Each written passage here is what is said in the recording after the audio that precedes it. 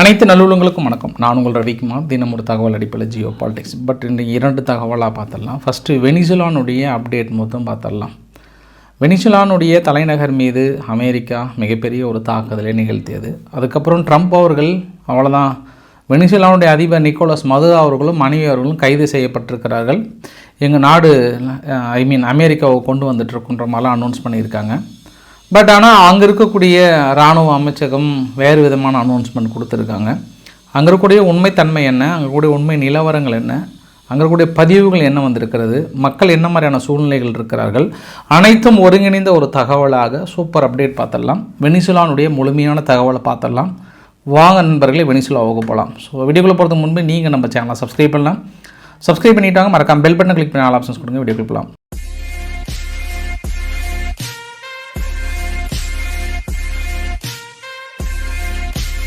ரவிக்குமார் சோமு சேனலில் 2 வீடியோவை போடுறேன். ஃபஸ்ட் நான் வெனிசுலா மட்டும் அப்டேட் கொடுத்துட்றேன்.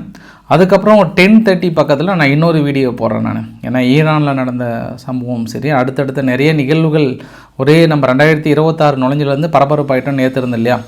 அனைத்து தொகுப்புகளும் அடங்கிய வீடியோ பதிவு இரவு 10:30 மணிக்கு வெளியிடுறேன். இப்போ நான் வெனிசுலாவை மட்டும் கவர் பண்ணுறேன் அங்கே இருக்கக்கூடிய சூழ்நிலையில். ஸோ அமெரிக்காவுடைய இராணுவம் டெல்டா ஃபோர்ஸ் அதிரடியாக வெனிசுலானுடைய மதுரானுடைய மாளிகையில் தரையிறங்கி கைதே பண்ணிட்டேன்னு சொல்கிறாங்க. ஸோ மிக முக்கியமாக ஒரு அதிகாலை ஒரு 3 மணி அளவில் கிட்டத்தட்ட தாக்குதல் தொடங்கியதாக சொல்கிறாங்க. ஒரு 6 இடத்துல குறி வைத்து தாக்கல் நடத்துகிறாங்க. இந்த வரைபடத்தில் பார்க்குறீங்க இல்லையா, இந்த வரைபடத்தில் ஃபஸ்ட்டு கிராக்கஸ்ன்ற பகுதி, அங்கே தான் வெனிசுலானுடைய தலைநகர். அங்கே இருக்கக்கூடிய விமான நிலையங்கள் மீதும் அவருடைய அதிபர் மாளிகை மீதும் நாங்கள் தாக்கல் நடத்தினு சொல்கிறாங்க. அப்புறம் எல் லிபரேட்டர்னு சொல்லிட்டு வெலன்சியா பகுதி, மார்க்கோபியோன்னு ஒரு பகுதி, அப்புறம் ஹார்ச்சிலா ஹைலேண்டு, இந்த பகுதியை தான் மிக முக்கியமாக நாங்கள் குறி வைத்து தாக்கல் நடத்தணும். அதாவது இவங்க என்ன பண்ணிட்டாங்க, அந்த கடற்கரை ஓரமாக இருக்கக்கூடிய ஹார்பர் பகுதியும், நான் இன்னொரு வரைபடத்தை கூட காட்டுறேன் பாருங்கள், அந்த ஹார்பர் பகுதியிலும் அந்த ஐலாண்டில் இருக்கக்கூடிய பகுதிகளும் குறி வைத்து இவங்க அடுத்தடுத்த தாக்குதலை நிகழ்த்தினாங்க. எல்லாமே ரொம்ப லோ பறந்து தான், ரொம்ப மேலெல்லாம் பறந்து தாக்கல் நடத்தலை. சர்வசாதாரணமாக ஹெலிகாப்டர் வருது, பக்கத்துலேயே இருந்து தாக்கல் நடத்திட்டு போயிட்டே இருந்துட்டாங்க. பெருசாக ஒரு டிஸ்டர்பன்ஸ்லாம் கிடையாது. அதாவது வெனிசுலா தரப்புலேருந்து ஒரு சின்ன எதிர்ப்பு கூட எனக்கு கொடுத்த மாதிரியே தெரியல.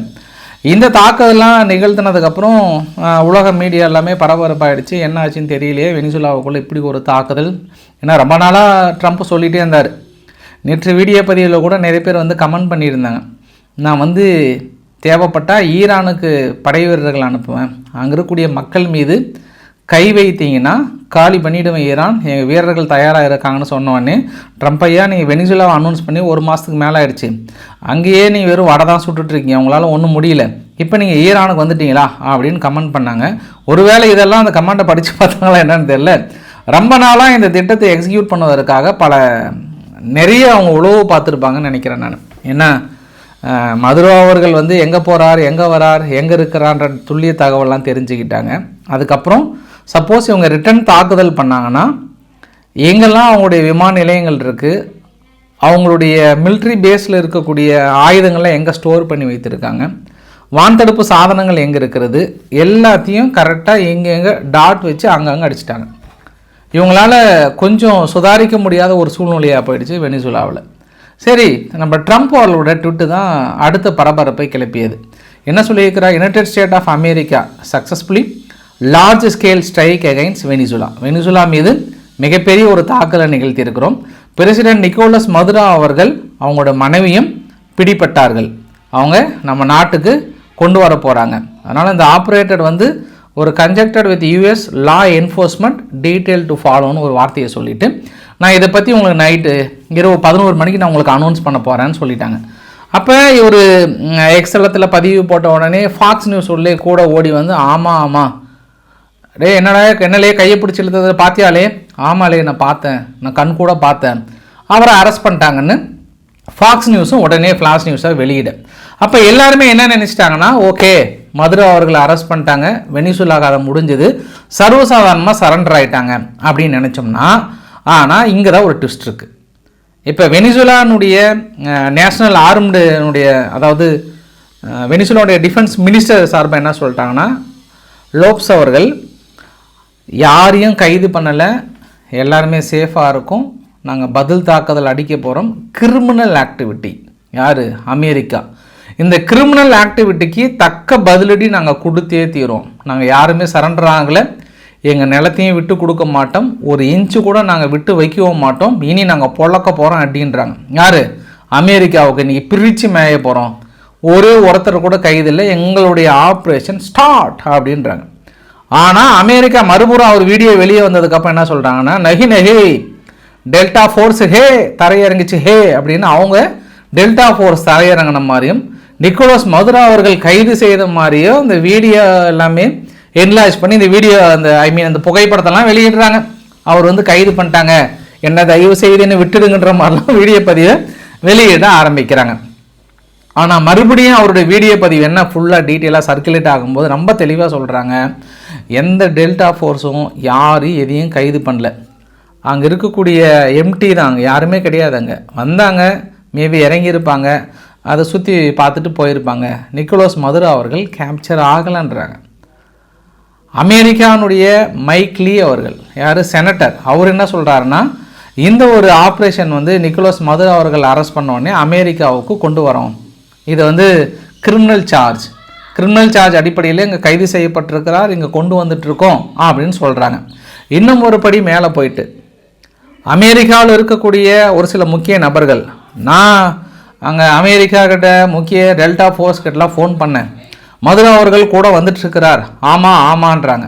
ஏன்னா நான் மறுபடியும் இன்னொரு இடத்த கூட காட்டுறேன், இந்த லீ கௌரியான்னு சொல்லிட்டு பகுதி இருக்கு இல்லையா, இங்கே தான் அந்த பேலஸ் இருக்குது, அவருடைய கவர்மெண்ட் ஆஃபீஸ் இருக்குது, இந்த இடத்துல நாங்கள் பெரிய தாக்குதல், நிக்கோலஸ் மதுரா அவர்கள் மனைவியும் அவங்களும் லொக்கேட் ஆகியிருக்காங்க, நாங்கள் வந்து கைது பண்ணிகிட்ருக்குறோம் அப்படின்னு சொல்லிட்டு மதுரா அவர்கள் கூடிய விரைவில் அமெரிக்காவுக்கு டிரான்ஸ்ஃபர் பண்ணிவிட்டு கிரிமினல் சார்ஜ் வந்து ஃபைல் பண்ண போகிறேன்றாங்க. ஆனால் எனக்கு என்னமோ இந்த வீடியோ பதிவு ஃபன்னாக எடுத்துக்கோங்க, மனுஷன் எங்கேயாவது பறந்துருப்பாரா அப்படின்னு தோணுது. அவரை சீக்கிரம் மாற்றுறதுக்கு வாய்ப்பில்லை நான் நினச்சிட்ருக்கேன். ஏன்னா நேற்று கூட ஒரு வீடியோ பதிவு வந்தது, நான் உங்ககிட்ட நான் அந்த வீடியோ பதிவு காட்டல, கிளிப்ஸு போட்டு ஷேர் பண்ணியிருந்தேன், பட் எத்தனை பேர் நோட் பண்ணிங்கன்னு தெரியல. அவர் காருக்குள்ளே உட்காந்து தான் ஒரு பேட்டி கொடுத்துருந்தார் ஒரு சேனலுக்கு. அப்படி காருக்குள்ளே உட்காரும்போது கூட அவர் மனுஷன் என்ன சொன்னார்னா, எப்பா நாங்கள் எந்த பேச்சுவார்த்தைக்கு நான் தயாராக இருக்கேன், எங்கள் எண்ணெய் வளங்களை கூட நீங்கள் வந்து பேச்சுவார்த்தை நடத்துங்க, நாங்கள் இதுக்கப்புறம் ட்ரக் கார்ட்டல் ஒழிப்பதற்கான எல்லா முயற்சிகளும் எடுக்க தயாராக இருக்கோம். அதுவும் ட்ரக் வந்து எங்கள் நாட்டு வழியாக வரல, கொலம்பியாவிலேருந்து தான் வருது, அந்த கொலம்பியாவிலேருந்து ஒரு வழி வரதுனால நீங்கள் எங்களை ஏன்பா தப்பாக நினைக்கிறேன், நான் எல்லாத்துக்கும் பேச்சுவார்த்தை தயாராக இருக்கேன், எல்லாத்தையும் எடுத்துக்கோங்க, என்னுடைய பழைய ஜட்டியை கூட எடுத்துக்கோங்கன்றால் ரேஞ்சுக்கு மனசு இறங்கி வந்துட்டார். இறங்கி வந்து அவர் கோரிக்கையை வைத்தார். ஆனால் அப்பயே நம்ம என்ன புரிஞ்சுக்கலாம், அவர் பேட்டியும் தாண்டி நான் என்ன வாட்ச் பண்ணதுன்னா, அவர் காரில் தான் பயணம் பண்ணார். அப்போ நிக்கோலஸ் மதுரா அவர்கள் எங்கே போகிறார், எங்கே வரார், எங்கே ஸ்டே பண்ணுறாருன்னே தெரியல. இதற்கு முன்பே அமெரிக்கா வந்து தாக்கல் நடத்த திட்டம் தீட்டியது. ஆனால் ஏன் ஹோல்டு பண்ணிட்டாங்கன்னா, மனுஷன் ஒரு இடத்துல நிலையாக இல்லை, திடீர்னு காரில் எங்கன்னா பயணம் பண்ணி எங்கேயாவது ஒரு சம்பவமே இல்லாத இடத்துக்கு போகிறாரு. இது வரைக்கும் அதிபர் மாளிகைக்கு வரவே இல்லை. எங்கேயாவது ஒரு இடத்துல மனுஷன் ரவுண்ட்ஸ்லேயே இருக்கிறாரு. ஒரு நாளைக்கு 3 இடங்களை மாற்றுறாங்க. அது இடையில் வந்து ஒரு கான்ஸ்பிரசி தியரியே போச்சு. அமெரிக்கானுடைய சிஏ என்ன பண்ணிட்டாங்க, மதுரா அவர்களுடைய கூட இருக்கக்கூடிய கமாண்டர்லாம் இருக்காங்கல்ல, அவங்கக்கிட்டே வேலை பேசி அவரை வந்து எப்படியாவது ஃப்ளைட்டில் ஏற்றி கொண்டு வாப்பா, ஃப்ளைட்டில் ஏறும்போது மட்டும் பண்ணிட்டீங்கன்னா மீதி இங்கே கொண்டு வந்துட்டுனா உன்னை நான் சேஃபாக உன்னை நான் முக்கிய பதவி கொடுக்குறேன்லாம் சொன்னதாகும். அவர் என்ன பண்ணிட்டாரு, அவரை வைத்தே வீடியோ வெளியிட்டு, அமெரிக்கா இவர்கிட்ட தான் நீங்கள் வேலை பேசுனீங்க, இதெல்லாம் எங்கிட்ட வேலைக்கு ஆகாது, எங்கள் ஆளுங்க எனக்குன்னா உயிரே கொடுப்பாங்க, பி கேர்ஃபுல் அப்படின்லாம் மறுபடியும் அமெரிக்காவுக்கு வார்னிங் கொடுத்தார். அதாவது அமெரிக்கா என்ன பிளான் பண்ணிட்டாங்கன்னு தாக்குதலையும் நடத்தாமல் இடையில் அவர் இப்போ ஃப்ளைட்டில் ஏறும்போது அந்த விமானி என்ன பண்ணுறது, சல்லுன்னு அமெரிக்காவில் கொண்டு போய் தரையிறக்கிற மாதிரி பிளான் பண்ணாங்க. அந்த விமானி மதுரா அவர்கள்கிட்டே சொல்லி முடியாதுன்னு சொல்லிட்டாங்க. இந்த மாதிரி பல திட்டங்களை கூட இருந்து தீட்டியதாகும். அதையெல்லாம் முறியடிப்பதற்காக அவர் அதிபர் மாளிகையிலே இல்லை, இருப்பதற்கான வாய்ப்புகள் இல்லை நான் பர்சனலாக நினைக்கிறேன். ஆனால் அமெரிக்கா என்ன நினைக்கிறாங்கன்னா, அதிகாரப்பூர்வமாக அங்கே இருந்ததாகவும் கைது செய்யப்பட்டதாகவும் அமெரிக்கா கொண்டு சொல்லப்பட்டதாகவும் சொல்கிறாங்க. அங்கே வெனிசுலானுடைய டெப்டி பிரசிடெண்ட் என்ன சொல்கிறாங்கன்னா, குறிப்பாக அவங்களுடைய மனைவி எங்கே இருக்காங்கன்னு தெரியல. ஏன்னா மதுரா அவர்கள் அதிபர் மாளிகையில் இல்லை, ஆனால் அவங்க மனைவி அங்கே இருக்காங்க, அவர்களுக்கு பதில் வந்து அமெரிக்கா கொடுத்தே ஆக வேண்டும்ன்ற மாதிரிலாம் வந்து சொல்லியிருக்காங்க. சரி, தாக்குதல்கள் அப்படின்னும் போது வெனிசுலானுடைய உயர்ந்த மவுண்டெயின் கார்கஸ்னா 4A பராக்ஸ்ன்னு சொல்லுவாங்க. அந்த பெரிய மலை மீதும் தாக்கல் நிகழ்த்தியிருக்காங்க. இந்த தாக்குதலாம் கொஞ்சம் கூட கிடையாது, அதாவது குறையவே இல்லை, பெரிய தாக்குதல். இதுலேயும் என்ன பண்ணிட்டாங்க, நிறைய இந்த எக்ஸ்தலத்தில் இருக்கிறவங்கலாம் ஈரானுடைய தாக்குதல் நின்று பேசியிருக்கிறேன். இன்றைக்கி தான் பார்த்தேன் நான். ஈரான் நடத்திய தாக்குதலுக்கான அந்த வீடியோ பதிவுலாம் கொண்டு வந்து இப்போ போடுறாங்க. அந்த இஸ்ரேல் மீது நடத்திய தாக்குதல், இஸ்ரேல் ஈரான் மீது நடத்திய தாக்குதல், அந்த வீடியோ பதிவுலாம் இப்போ கொண்டு வந்து போட்டு ஏதோ அமெரிக்கா தான் நடத்தின மாதிரி எல்லாம் ஃபுல்லாக நியூஸ் சேனல் கூட போட்டுட்ருக்காங்க. ஆனால் நிறைய பதிவுகள் உண்மை இல்லை என்பதும் ஒரு கூடுதல் தகவலாக சொல்லிடுறேன். சரி, நிக்கோலஸ் மதுரா அவர்கள் என்ன சொல்கிறாங்க? ஏன்னா நிறைய எதிர்ப்புகள் வந்தவுடனே ஒரு அதிபர் இப்படி பண்ணலாமான்னும் போது, மதுரா வந்து பிரசிடென்ட்டு கிடையாது, வெனிசுலானுடைய ரிஜியமில் ஒரு லெஜிட்மேட் கவர்மெண்ட்டே அங்கே கிடையாது. ஹெட் ஆஃப் த ட்ரக் கார்ட்டலுக்கும் நார்கோ டெரர் ஆர்கனைசேஷனுக்கும் ஒரு ப்ரொஃபஷனான கண்ட்ரி இது. அதனால் அவர் பொறுத்த வரைக்கும் ட்ரக்குக்கான தலைவராக பார்க்குறோம், அவங்க கண்டிப்பாக எங்கள் பனிஷ்மெண்ட் கொடுக்கப்படுவாங்க, எங்கள் நாட்டுக்கு கொண்டு வரப்படுவாங்கன்ற மாதிரி சொல்கிறாங்க. சரி, இந்த தாக்குதல்கள் இதெல்லாம் நடக்கும்போது இப்போ கொலம்பியாவுக்கும் ரொம்ப ஒரு முக்கியமான சம்பவம், பக்கத்து நாடான கொலம்பியாவுக்கு. இப்போ குஸ்டாவோ பெட்ரோ அவர்கள் என்ன சொல்கிறாங்க அப்படின்னா, 3 மணி, அதிகாலை 3 மணி தாக்கல் நடந்ததுக்கப்புறம் எல்லாமே அவங்க சகாக்கள்லாம் நேஷனல் செக்யூரிட்டி கவுன்சில்லாம் மீட்டிங் அரேஞ்ச் பண்ணிட்டு ஃபுல்லாக பேசினதுக்கப்புறம் எல்லை பகுதியை ஃபுல்லாக டைட் பண்ண சொல்கிறாங்க. எந்த சூழ்நிலையிலும் எல்லையிலிருந்து இராணுவம் நம்ம பகுதிக்குள்ளே வந்து விடக்கூடாது. கொலம்பியானுடைய எம்பசி வெனிசுலாவில் இயங்கிக் கொண்டே இருக்கும். தேவைப்படும் பட்சத்தில் வெனிசுலாவுக்கான உதவிகளை செய்து தரப்படும். வெனிசுலாவில் இருக்கக்கூடிய மக்கள் இங்கே வருவதற்கான அனைத்து உதவிகளும் செய்து தரப்படும். தேவைப்படும் பட்சத்தில் வெனிசுலா மக்களுடன் கைகோர்த்து நாட்டை மீட்பதற்கான முயற்சிகளும் மேற்கொள்ளப்படும். இன்னும் தேவைப்படும் பட்சத்தில் மற்ற உதவிகளும் செய்யப்படும். இந்த நிலைமைகளை பொறுத்து, ஆனால் நாங்கள் எல்லை பகுதிகளை டைப் பண்ண போகிறோன்ற மாதிரிலாம் வந்து சொல்லியிருக்காங்க. அப்போ இந்த குஸ்டாவோ பெட்ரோவுடைய ஸ்டேட்மெண்ட் வந்து கிளியராக புரியுது. நம்ம சேஃபாக இருக்கணும், முடிஞ்சால் வெனிசுலாவை காப்பாற்றணும்னு நினைக்கிறாங்க. சரி, யாரெல்லாம் மேக்ஸிமம் நாடுகள், சீனா வேறு கொஞ்சம் பதற்றமாக இருக்காங்க. ஏன்னா அவங்களோட முக்கியமான என்வாய் ஒருத்தர் நேற்று நைட்டு தான் போய் பேசிகிட்டு இருந்தார். அவர் பேசி முடித்து கிளம்புனாரா என்னன்னு தெரில. கரெக்டாக 3 மணி நேரத்துக்கு அப்புறம் தாக்குதல். நைட்டு 10 மணிக்கு பேசி முடிக்கிறாங்க, 3 மணி நேரத்துக்கு அப்புறம் தாக்குதல். அமெரிக்கா என்ன நினச்சிட்டாங்கன்னா, சீனாவோட என்வாய் அங்கே போய் பேசினதுக்கப்புறம் கண்டிப்பாக மதுரா அவர்கள் வந்து அங்கேருந்து கிளம்ப வாய்ப்பு இல்லை. ஏன்னா 3 மணி நேரத்துக்கு மேலே அந்த பேச்சுவார்த்தை நடந்திருக்கு. நைட் ஆகிடுச்சு, 12 மணிக்கு மேலே ஆகிடுச்சு. அதனால் அவர் கிளம்ப வாய்ப்பு இல்லை. திடீர்னு இந்த தாக்குதல். இப்போ சீனா வந்து வேறு விதமாக போயிட்டு பேச்சுவார்த்தை நடத்தலாம், ஆனால் இது மறைமுகமாக மதுரா அவர்கள் இருந்த இடத்தை காட்டி கொடுத்த மாதிரி ஆயிடுச்சு. இப்போ என்ன சம்பவம் அப்படின்னா, தாக்கல் நடத்தும் போது சீனாக்காரங்களுக்கு ஏதாவது ஒன்று ஆச்சுன்னா சீனாவும் உங்களை சும்மா விடுவாங்களா அப்படின்னு நினச்சேன் நான். அப்புறம் தாங்க இன்னொரு பாயிண்ட் ஆஃப் வியூன்னு நினச்சேன் நான். எல்லா நாடுகளும் ஏன் அணு ஆயுதம் வைத்திருக்கணுன்ற ஒரு பெரிய முயற்சி பண்ணுறாங்கன்னா, இப்போ நினச்சி பாருங்களேன், வெனிசுலா கிட்ட ஒரு அணு ஆயுதம் இருந்துச்சுன்னா அமெரிக்கா இந்த அளவுக்கு தாக்கல் நிறுத்துவாங்களா? நிகழ்த்த மாட்டாங்கல்ல. இல்லை பட்டனில் தட்டுட்டுமாலேன்னுவாங்க. இப்போ நம்மளே பாகிஸ்தானுக்கிட்ட ஏன் பெருசாக நம்ம நெருங்க முடியலன்னா, அணுகுண்டு சக்குள் அணுகுண்டு வச்சுன்னு சுற்றுறானுங்க. எங்கேயாவது போட்டுருவாங்களான்னு. அதே பாகிஸ்தானுக்கிட்ட அணுகுண்டு இல்லாமல் இருந்தது அப்படின்னா நம்ம இன்னும் இறங்கி அடிச்சிருக்கலாம். அமெரிக்கா மாதிரியான ஒரு சூழ்நிலை இன்றைக்கி நம்ம கையில் எடுத்துருக்கலாம். அப்போ நம்ம ஆரம்ப கட்டத்திலே மிஸ் பண்ணிட்டோம். அப்பயே மிஸ் பண்ணிட்டோம் அணுகுண்டு இல்லாத சூழ்நிலையை உருவாக்கி இருக்கணுன்றது. காரணம் அமெரிக்கா கிளியராக அவங்க சுற்றி இருக்கிற இது மாதிரி நாடுகள்லாம் அணுகுண்டு இல்லாத ஒரு சூழ்நிலையை உருவாக்கி எல்லாத்தையும் தேவைப்பட்டால் போய் அடி நடித்து அங்கே இருக்கக்கூடிய எண்ணெய் வளங்களை திருடுறதுல ரொம்ப குறிக்கோளாக இருக்கிறாங்க. கேட்டால் எங்கள் நாட்டில் போதைப் பொருளை கடத்துகிறாங்க, அதுக்காக தான் தாக்கல் நடத்துகிறோன்றாங்க. அப்போ உங்கள் நாட்டில் போதைப் பொருள் கடத்துனாங்கன்னா நீங்கள் மதுரை அவர்களை மட்டும் தானே குறி வைக்கணும். ஏன் அங்கே இருக்கக்கூடிய எண்ணெய் நிறுவனங்கள் மீது குறி வைக்கிறீங்க? ஏன் அங்கே இருக்கக்கூடிய இயற்கை வளங்கள் மீது குறி வைக்கிறீங்க? ஏன் எப்பவுமே திருடுற எண்ணத்திலே இருக்கிறீங்க? ஏன் அப்போ வெனிசுலாக்கிட்டேருந்து திருடிட்டு போன கப்பலை நீங்களே சொந்தம் கொண்டாடுறீங்க? திருடிட்டு போன எண்ணெயை ஏன் நீங்கள் விற்கிறீங்க? அப்போ இது கரெக்டா? இது தப்பு தானே. ஒரு உலக நாட்டாமையாக இருந்துட்டு இப்படி திருடலாமா அப்படின்றது இன்னொரு கேள்வி. ரஷ்யா வந்து தனது கடுமையான கண்டனம், மைந்துட்டிங்களா, கடும் கண்டனம் தெரிவித்திருக்கிறாங்க. அமெரிக்கா என்ன நினச்சிட்ருக்கீங்க? எதற்காக இந்த தாக்குதல்னு இருக்காங்க. அயதுல்லா அலி காமேனி அவர்கள் ஈரான் எடுத்து பாருங்கள், அமெரிக்கா நீங்கள் பண்ணுறது கொஞ்சம் கூட சரியில்லைன்றாங்க. ஆனால் இன்றைக்கி ஈரானில் நடந்த சம்பவம் அதை விட மோசமாக இருக்குது. பெரிய சம்பவம் நடந்திருக்கு. ஒரு இடத்துல துப்பாக்கி சூடெலாம் நடந்திருக்கு. இன்றைக்கி நைட் நான் டீட்டெயிலாக சொல்கிறேன். நான் இஸ்ரேல் மேபி இந்த சூட்டோட சூடாக ஸ்ட்ரைக் பண்ணுவதற்கான வாய்ப்புகள் இருக்குதுன்னு சொல்லிட்டு அங்கேயும் பரபரப்பாக தான் இருக்காங்க. அந்த சம்பவத்தை நைட்டு சொல்கிறேன் நான். அதனால் ஈரானும் தனது கடுமையான கண்டனங்கள் தெரிவித்திருக்கிறது. இன்னும் முழுமையான தகவல் எந்தெந்த நாடுகள் கண்டனம் தெரிவிச்சிருக்காங்கன்னு உங்களுக்கு நைட் பதிவில் சொல்கிறேன் நான். இதை வாழ்த்தி வரவேற்ற ஒரே ஒரு நாடு இப்போது நிலைமைக்கு என்ன, அர்ஜென்டினா. மேலே அவர்கள் பிள்ளைகள் வந்து சந்தோஷமாக இருக்கிறார்கள். You dam it, life freedom come on bye come on, என்ன அமெரிக்கா பண்ணிட்டீங்க வாங்க அப்படின்ட்டு பயனாட்டு வரவேற்கிறார். அடித்து தும்சம் பண்ணுங்க அப்படிமா சொல்லியிருக்கிறாங்க. யார்? வெனிசுலானுடைய அதிபர். அப்போ அங்கே பொகோட்டோ யார்? வெனிசுலாவில் இருக்கக்கூடிய யூஎஸ் எம்பசி என்ன பண்ணிட்டாங்க, மக்களே கொலம்பியாவில் இருந்தோ இல்லை வெனிசுலாவில் இருந்தோ இல்லை நீங்கள் இங்கே பயணிக்கிற மாதிரி இருந்தாலும் சரி, எக்காரணத்தை கொண்டு வீட்டை விட்டு வெளியே வராதிங்க. இனி வருகின்ற ஒரு வாரம் ரொம்ப கிரிட்டிக்கல் கண்டிஷன், ரொம்ப ரொம்ப டேஞ்சரான கண்டிஷன், அமெரிக்க மக்கள் வெளியில் தலை காட்டாதீங்க அப்படின்னு சொல்லியிருக்கிறாங்க. இப்போ எனக்கு என்ன சந்தேகம்னா, இந்த நிக்கோலஸ் மதுரோ அவர்கள் பார்க்கும் போதெல்லாம் அப்படி டான்ஸை போட்டுக்கிட்டு ஏதோ நாங்கள் மக்கள்கிட்டலாம் ஆயுதங்கள் கொடுத்துட்டு எங்கள் வீரர்கள்லாம் தயார்னீங்களே, எனக்கு இந்த மாதிரி எங்கள் ஆளுங்களை கூட்டு போய் விட்டுருந்தா கூட 2 ஹெலிகாப்டராக சுட்டு வீழ்த்தியிருப்பாங்க. ரொம்ப லோவாக கீழே வந்து தரையிறங்காத குறைய சர்வசாதாரணமாக வந்து தாக்கல் நடத்திட்டு போகிறாங்களே, என்ன தான் பண்ணீங்க நீங்கள்? இல்லை நான் என்ன கேட்குறேன்னா, உங்கள் ஆளுங்கிட்டலாம் ஆயுதங்கள்லாம் கொடுத்து எல்லாம் தயார் நிலையில் இருக்கான்னு சொல்லி உங்கள் ஆளுங்களாம் பரமரிச்சு ஓடிட்டு இருக்காங்க. எல்லாம் கார் எடுத்தோமா அங்கே போனோமா இங்கே போனோமான்னு வெளியே ஓடுற மாதிரி இருக்கிறாங்க.